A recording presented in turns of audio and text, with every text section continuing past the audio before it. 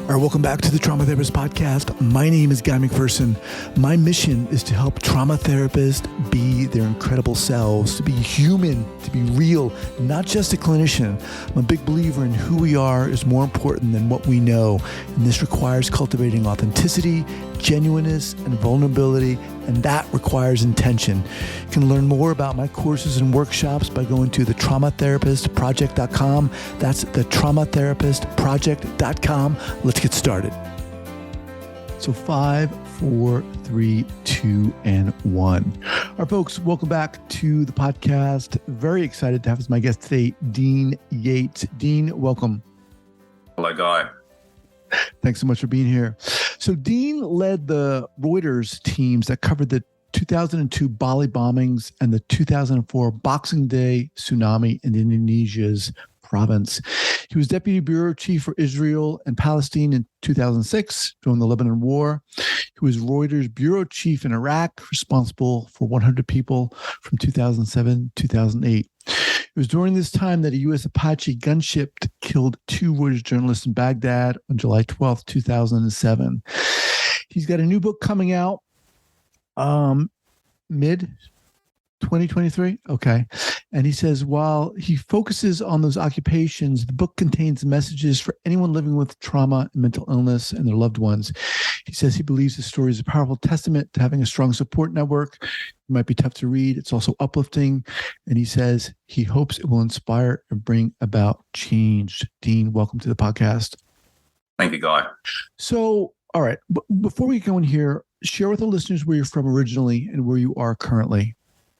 Yes, I'm from Australia. I'm from a little country town in New South Wales, tiny little town, cement-making town. No one would even know where it is on the map. It's probably a bit like an American small town that no one would even notice it if they passed through it. But now I live in Tasmania, which is maybe, I don't know, more familiar to Americans because that cartoon character, the Tasmanian tiger, is very familiar to you folks. And anyway, I live in this beautiful island state, which is just a gorgeous place to live, right at the bottom of the Australian continent, and it is a paradise.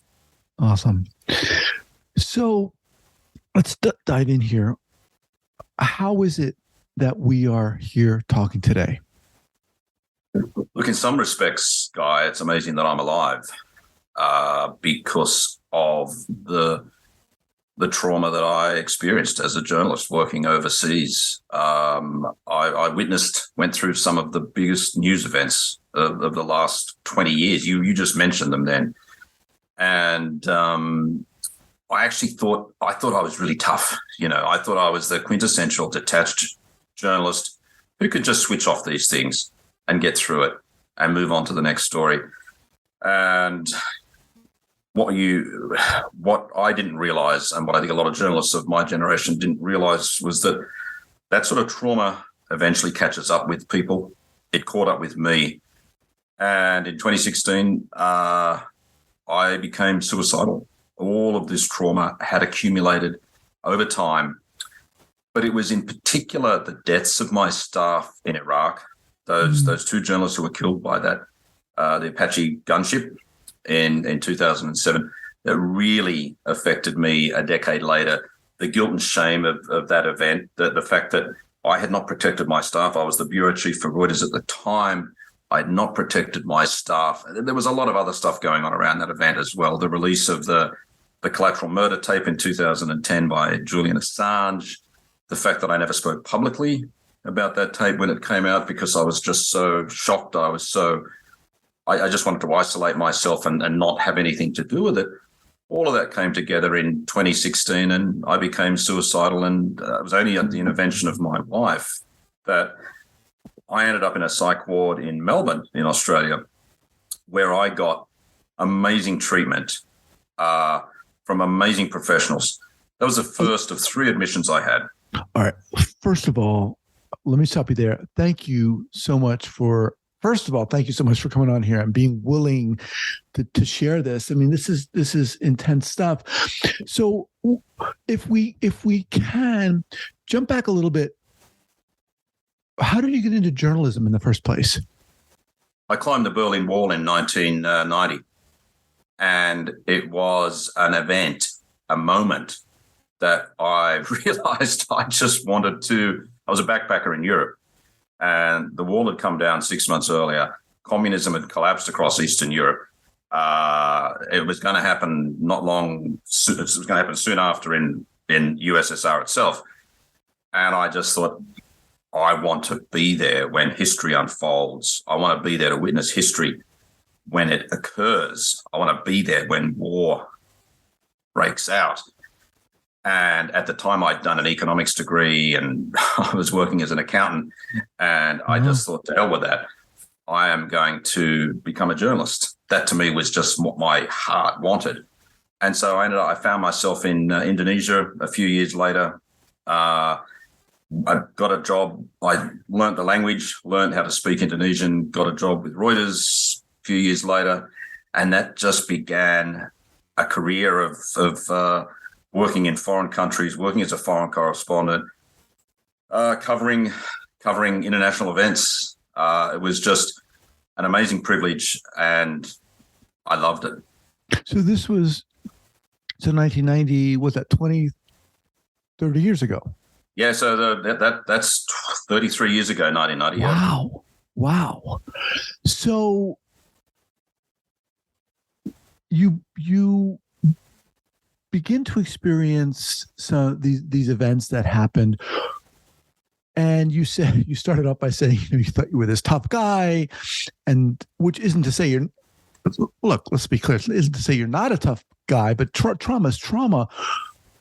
How, when you experienced some of the first experiences, or maybe even the first traumatic event, how did you deal with it? How did you manage it? How did you react?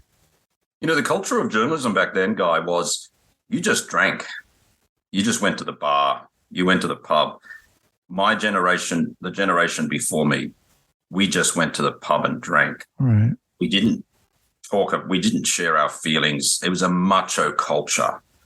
And there was no such thing as counselors for journalists. There was no psychologists for journalists. Mm-hmm. Journalism has been one of the last professions to actually embrace the need for trauma counseling. And we thought we had to be detached. We thought that it was important not to show our feelings because we thought we wouldn't be able to do our job if we did. Mm-hmm. And so we bottled it up.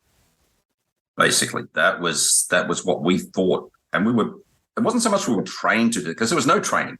Right. We got all the physical safety training in the world. We were taught how to negotiate fake checkpoints. We were taught how to do first aid. We were taught how to dress a bullet wound. We were taught how to deal with hostage takers. Never taught how to deal with psychological stress. And so when the trauma came knocking, none of us were prepared for it, myself included. And so it was just like, and then so for me, I covered all these events. And then I moved to Tasmania after 20 years of working for Reuters on the road, covering these sorts of stories. I moved to Tasmania in 2013 because my wife's Tasmanian. We moved down here. This beautiful, peaceful island, beautiful place.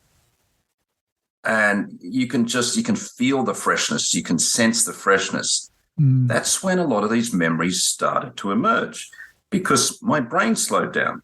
Okay. I was in this place of safety. You'll understand what I'm talking about. But I couldn't understand why this was happening because I'm thinking to myself, I am in this safe place. I'm so far away from places like Iraq. Why is this happening? But because my brain was slowing down and I wasn't so busy, there was now room in my brain and my mind for this sort of stuff to emerge. Mm-hmm. So in actual fact, coming to Tasmania gave room for those memories to start to appear.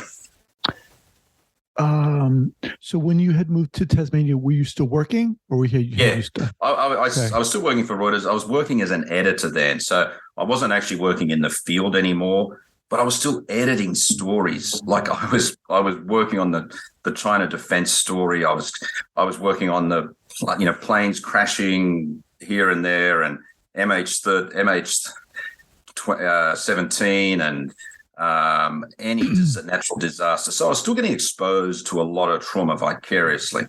Mm-hmm. So when things started to come up for you, and obviously I'm not expecting you to talk about what you don't want to talk about, but when things began to come up for you, how did you experience that? How did you react? Classic PTSD symptoms. Okay. Anger, anxiety, flashbacks, lots of flashbacks of me being in the Middle East, bombs going off. When I got really stressed, if I was getting stressed working, I was actually transported back to our office in Baghdad. It was like I was there, that sort of sensation. Emotional numbness, the typical sort of emotional numbness that one gets, and isolation, a lot of isolation to my family, to my loved ones, and a lot of depression. There were some days I just couldn't get out of bed. So the real full catalogue of emotion, right, of PTSD symptoms, had them all. And did you know what was going on? Did you say, nope. Okay, so how did things unfold from there? Yeah, so I was in complete denial that anything was wrong. My wife knew, Mary, she knew what was going on. She was completely understood what was happening. She'd worked as a journalist in Asia as well. She'd worked with a lot of cameramen who had PTSD. She knew it, but I wouldn't listen to her. It was like there was a couple of things going on. I had sort of convinced myself that after surviving all these events, there's no way that mental illness just wasn't part of my identity. It was just not possible. There was also a sort of a masculinity thing attached to this as well, that mental illness just wasn't part of my identity. And, right. Seriously, it was sort of like, and also the sense that, I loved my wife and I adored her, and she was right about so many things, but I couldn't bring myself to accept that she was right about my mental state until it got to the point where things were getting so bad and it became so obvious that I needed help. Things became so bad, such as what, flashbacks and all the symptoms? Yeah, to the point where she basically just said, she broke down one day and said, you need help. We can't go on like this. Even by that stage, even I knew that I was a mess. But I was still working. I was still able to function. But I could see the impact I was having on our kids, who were young teenagers at the time.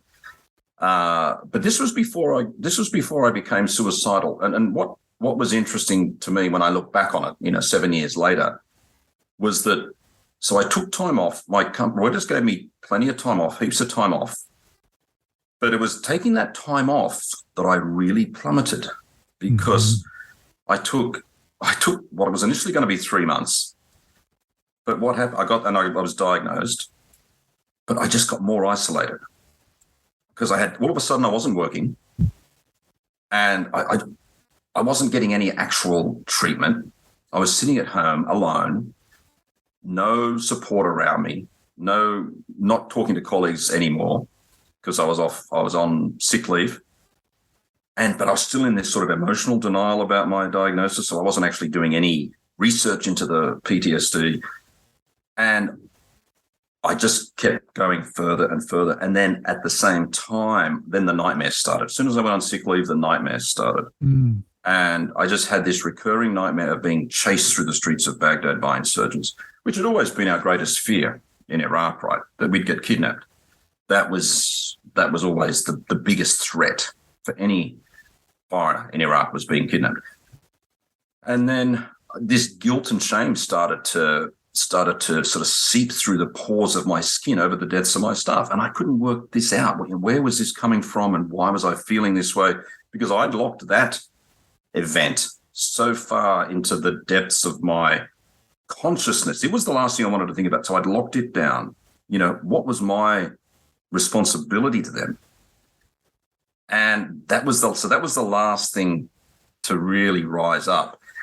And then 4 or 5 months after going on sick leave, it just all came together. I wasn't getting any therapy. I'd been away at home alone, isolated, and I just saw no reason to go on living. Really, the war inside my head. I just wanted peace. I just wanted a way out. Suicide seemed like the only option, and that's when my wife intervened and said, "You need intensive treatment," and she got me into this psych ward. Did you tell her you were thinking about committing suicide? So I did, and it was, and I think that was key because, and I'm not sure why I did, but it was just, I think it was obviously very important that I did, because it allowed that communication to then go from me being suicidal to then coming up with, okay, well, what are the options now? Mm-hmm. And as soon as we had in place a plan for me going to this psych ward, which is called Ward 17, and they treat veterans and first responders, as soon as that plan was in place, I just felt this sort of foundation under me. It was like I might get some answers. Mm-hmm. I had no idea what it would be like. I had no idea what the experience would be like, but I thought I just might get some answers. And I just felt like it was just like a bit of something underneath me. And the psych ward was the turning point in my life. Wow. All right, let's just pause here for a second to thank our sponsors. All right, we are back. So you get into this is an inpatient facility? Yep. Okay. So you go into this inpatient facility, and what do you experience? Who did you experience? Share with us any kind of therapist or even peer who. Look, it was tough to walk in there, Guy. I got to say, I had some frightening moments in my career, right? In Iraq and those sorts of places, but walking into that psych ward was one of the most frightening experiences for me because it's crossing a line. Right. You go into a psych ward and you think, will anyone ever hire me again? Mm-hmm. What does this mean for your career, right? Psych ward, damaged goods. These are the things you're thinking. But from the moment I walked in there, it was just the whole place was quiet, peaceful. Everyone's got PTSD in there, so that was that's a great start. Coppers, veterans, ambulance officers, and it was have your own room, and it just had a real sort of peaceful feel to it. And I met my psychiatrist on the second day, and she was born in Iran and had studied in Australia, and her name was Mariam. And it just so happened that she at one point had wanted to be a journalist. She had, as a doctor in Iran, she had helped with aid efforts in earthquakes in Iran. We actually, before we even started talking about me, we talked a little bit about the Iranian Revolution. And so before we've even started talking about me, we've just established this rapport in those first 5 minutes. And I just felt really comfortable with her. She was probably about 5-6 years younger than me. And we then spoke for 2 hours. And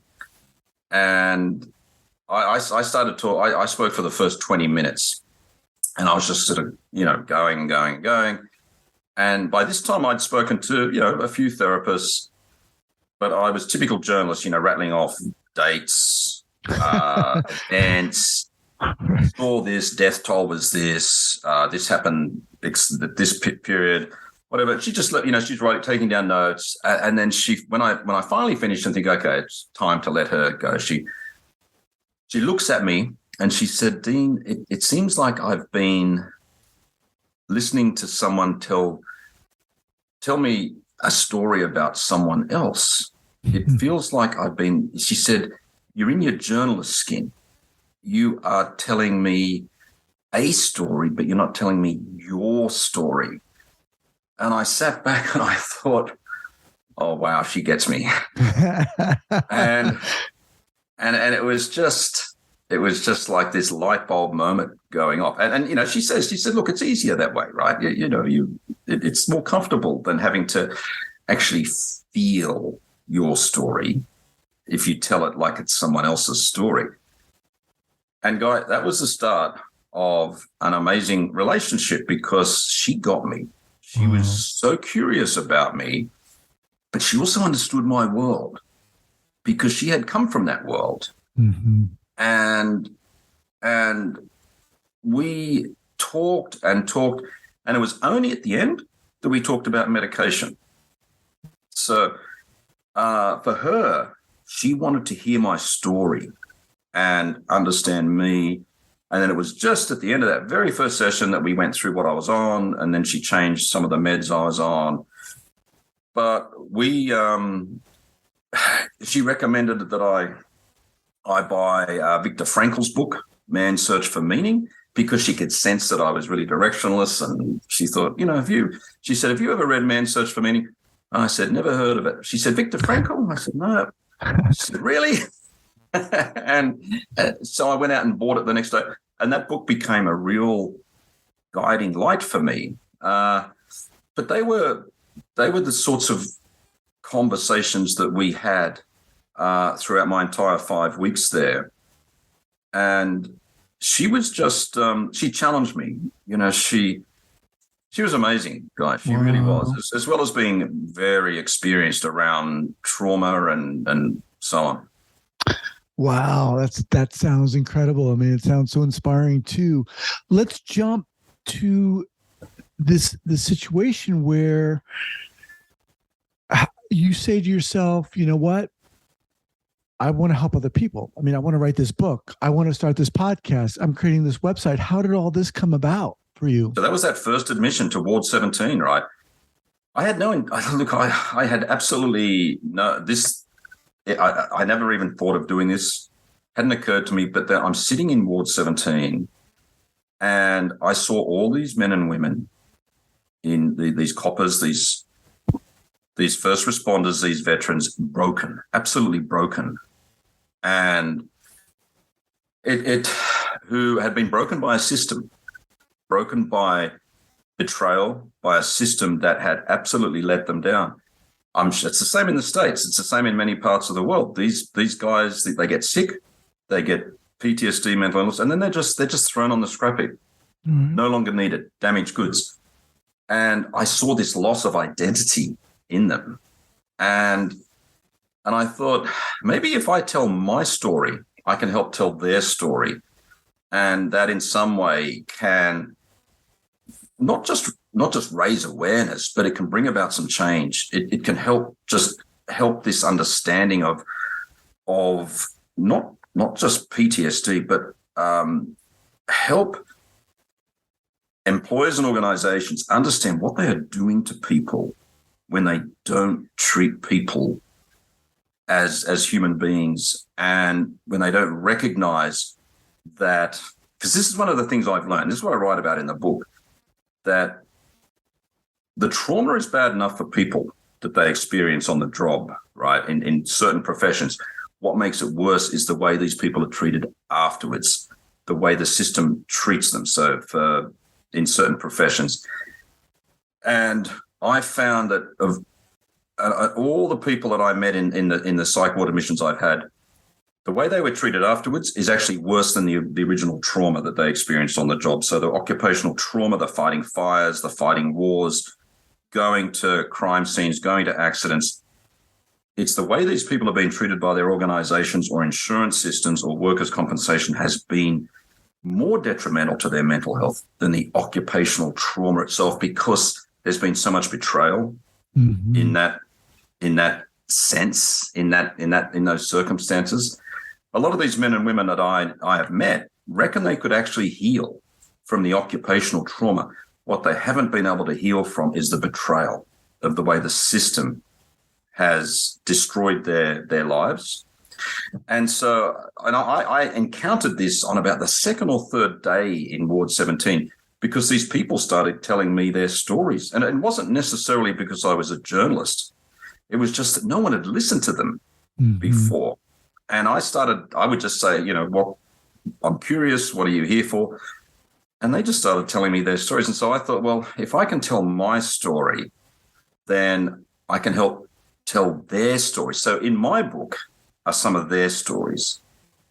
And they're just little vignettes, if you like, that just illustrate the sort of the consequences of organizations not looking after their own people. And so for me, that was just a motivation and inspiration to do this book. I didn't think it would take this long to get it done. Honestly thought I'd be done years ago, but these things take time. And that's just been the inspiration for a lot of the other work I've done. And then it was the same with journalists. There's so many journalists out there suffering as well. And so I wanted to do this book for them as well. I wanted to ask you about your identity, how this impacted your experiences, the trauma has impacted your identity and your subsequent healing journey, how things have changed for you in that respect. Yeah, it's a great question, Guy. And it was something I really struggled with. And you're the first person to ask me this in a so let's see if I can answer that. I write about it in the book, and I've been able to write about it because I've had time to think about it. So I'm not sure if I'm going to answer this in any way that makes sense. But my identity, I think, I describe what happened to me as an identity wound, right? I lost my identity through the trauma that I experienced because I identified as a journalist. I identified as a foreign correspondent. And the trauma that I experienced stripped that away. And it made me into the PTSD, turned me into a horrible person at home, into a horrible person to be around. And that person inflicted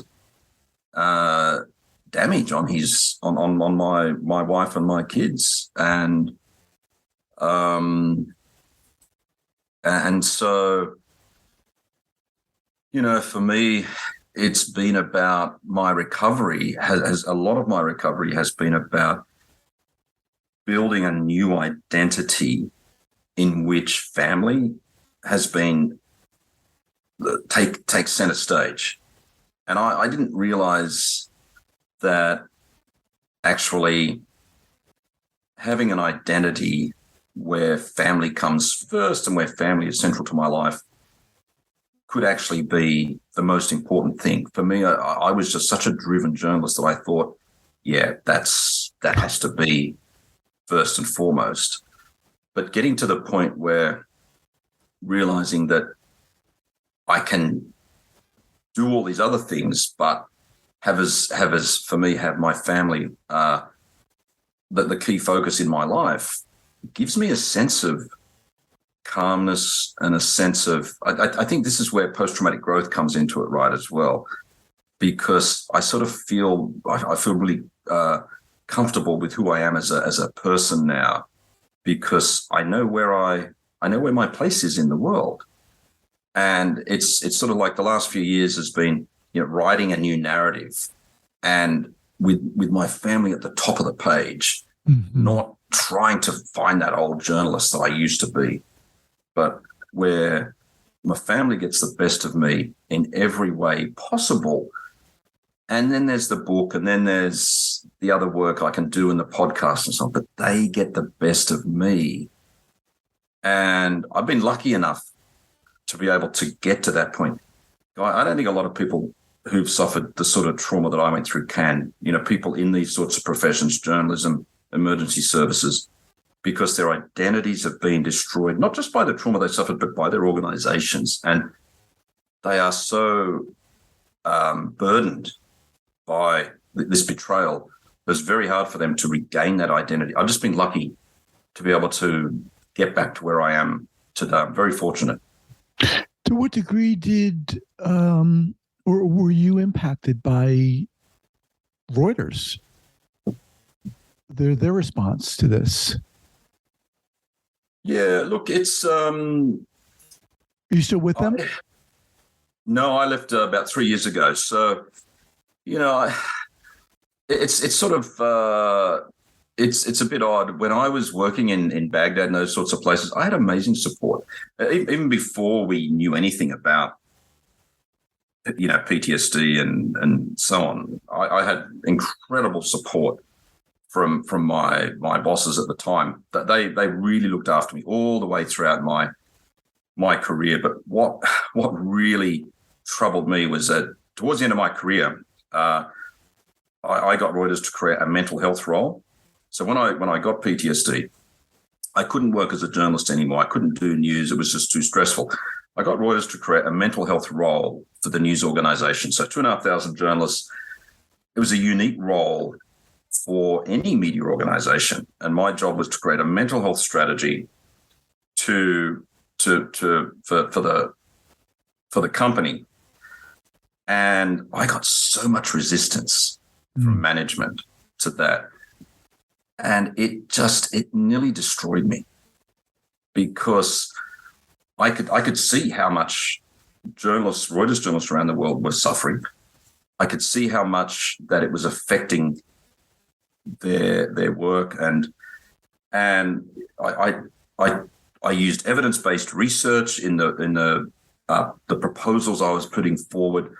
I used the experts. I tried to persuade. I put forward good arguments, but there was just so much resistance from management to put in place major changes, and it was all because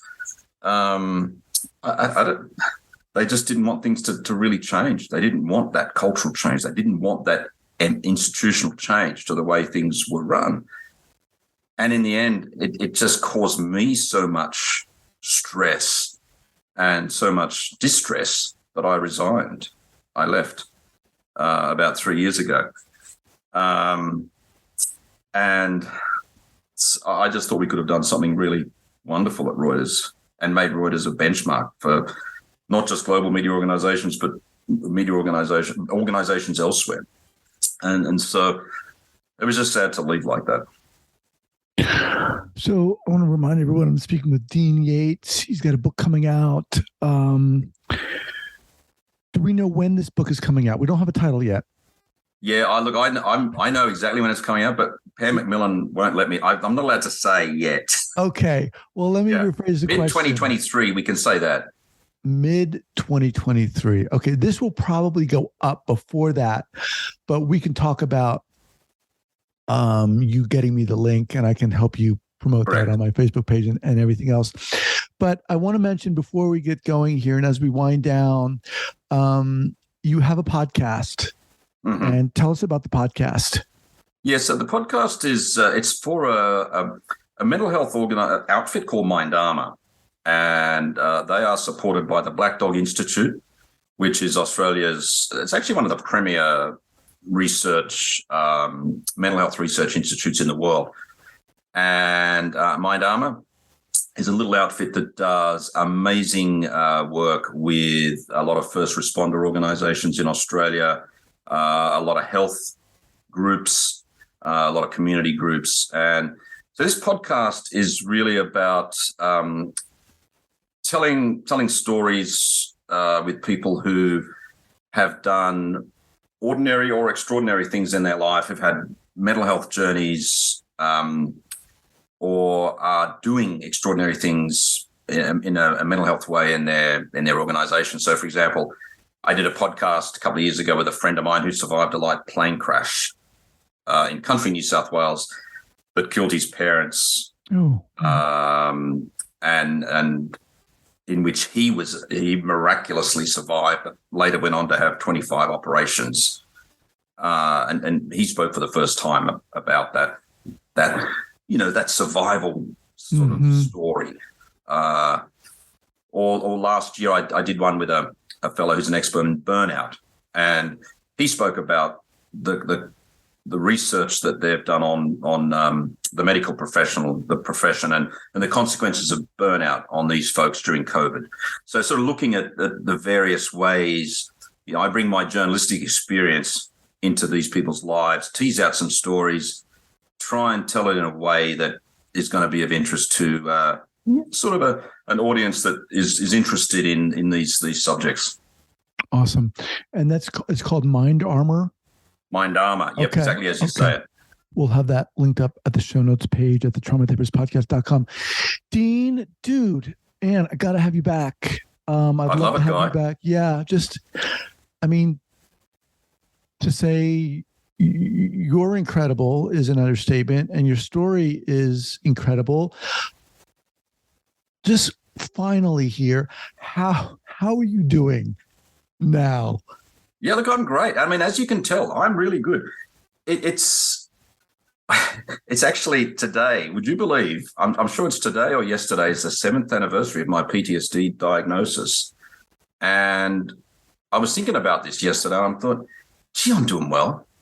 I'm really doing well. And I was talking to someone about this the other day, and because people say to me all the time, how writing this book, how good has that been for you?